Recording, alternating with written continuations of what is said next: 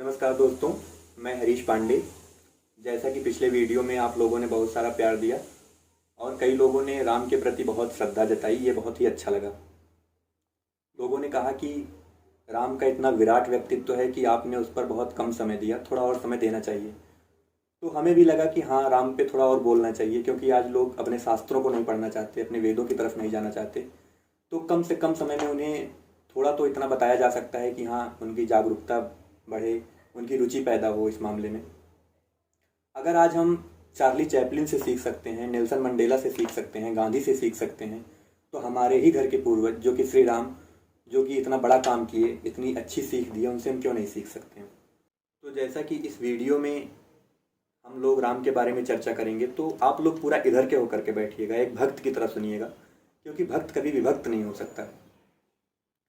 आज लोगों को लगता है कि ये काम हम ही कर सकते हैं, बहुत ही अच्छे तरीके से कर सकते हैं। तो ये हमें लगता है ये भाव नहीं होना चाहिए। भाव ये होना चाहिए कि ईश्वर ने हमें ये काम करने के लिए तय किया है, हमें अवसर दिया है, तो हमें इस काम को पूरी जिम्मेदारी से करना चाहिए, ये भाव होना चाहिए। और जिस दिन आपको ये एहसास हो जाएगा कि लोग मृतक को, मरे हुए व्यक्ति को कितनी जल्दी भूल जाते हैं, उस दिन से आप लोगों को प्रभावित करने के लिए नहीं जिएंगे। उस दिन से आप एक स्वतंत्र व्यक्ति के रूप में जिएंगे।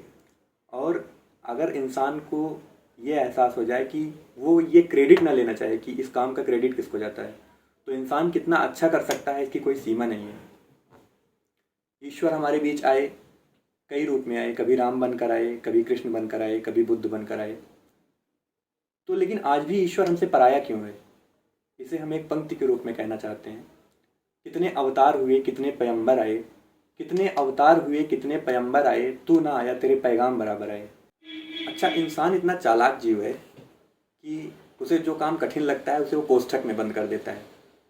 अब महात्मा गांधी के मार्ग पर चलना कठिन था, तो हम लोगों ने हर शहर में महात्मा गांधी मार्ग बना दिया।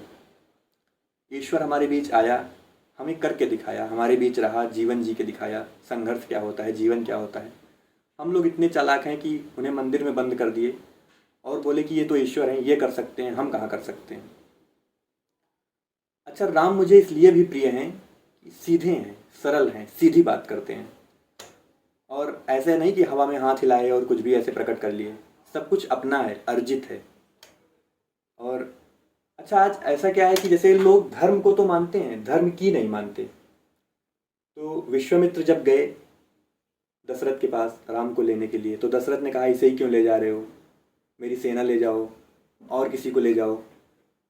तो विश्वामित्र ने कहा कि चार चीज़ें हैं, यौवनम जवानी, धन पैसा, प्रभुत्वम प्रभुत्व, संपत्ति, आपकी ये जो महल दुमहले, इन चारों में से कोई एक भी चीज़ आ जाए तो आदमी अहंकारी हो जाता है। यौवनम धन संपत्तिम प्रभुत्वम अविवेकता, एकमपि अनर्थाय किम यत्र चतुष्टयम। मतलब एक आ जाए तो अहंकारी हो जाता है, अगर चारों आ जाए तो महाअनर्थ। और आपके पुत्र के पास ये चारों हैं, उसके बाद भी विनम्र हैं, इसलिए मैं इस राम को ले जा रहा हूँ। एक अयोध्या है जो सात्विकता का प्रकर्ष है, एक लंका है जो तामसिकता का प्रतीक है। दोनों के बीच में लड़ाई है। अच्छा, राम ने लंका से लड़ने के लिए किसी राजा को साथ नहीं लिया। किसको साथ लिया? अपने जंगल के लोगों को, पिछड़ों से, वंचितों से बात की। और साथ में किसे लिया? किष्किंधा को। किष्किंधा क्या है? योग, नेचुरल एजेंट्स, आयुर्वेद। इसको किसने लिया? दिल्ली ने। और हराई क्या? मार्केट, लंका। इसलिए दिल्ली को ये याद रखना पड़ेगा कि अगर अपने शत्रुओं से पार पानी है, अगर चाइना का सामान बंद कराना है और अमेरिका को घुटनों पर लाना है, तो हमें अपने पिछड़ों से, अपने वंचितों से, अपने जंगल के लोगों से बात करनी पड़ेगी। हनुमान इस बात का प्रतीक है। हनुमान शांति की खोज में गए हैं, शांति का अपहरण हो गया है।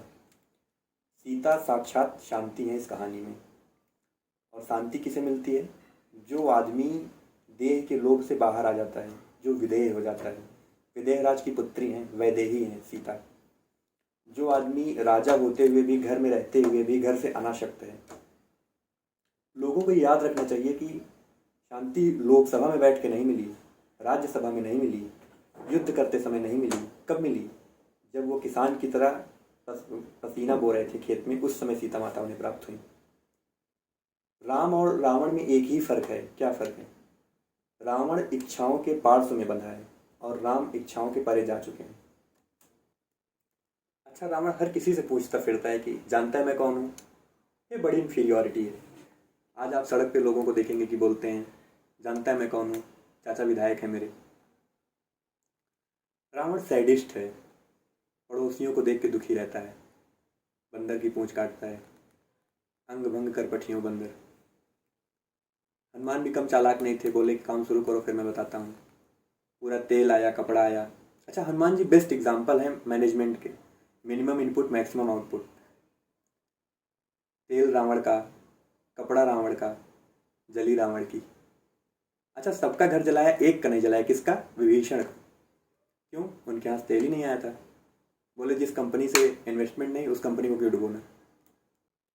अच्छा, महावीर को अरिहंत कहा जाता है। अरिहंत का क्या मतलब होता है? जिसके शत्रु मर गए हों। शत्रु मर गए का क्या मतलब? या तो आपने शत्रु को मार दिया हो या शत्रु को मित्र बना लिया हो। आप अगर अपने शत्रु को मित्र बना लिया तो आप अरिहंत हो जाते हैं। याद रखिए, जो वीर नहीं हो सकता वो महावीर नहीं हो सकता। राम का पूरा जीवन लाइट नहीं है, साइट है। अच्छा, मैं कई दिनों से सोच रहा था कि मैं कुछ बोलूं, कुछ कंटेंट तैयार करूं, कुछ लिखूं, लेकिन राम पर कुछ लिखूं मेरी हिम्मत नहीं है। कुछ तुलसी ने वाल्मीकि ने छोड़ा नहीं है कुछ। और इसी के साथ मैं श्री राम को फिर से एक बार प्रणाम करना चाहता हूँ और आप लोगों का बहुत बहुत धन्यवाद।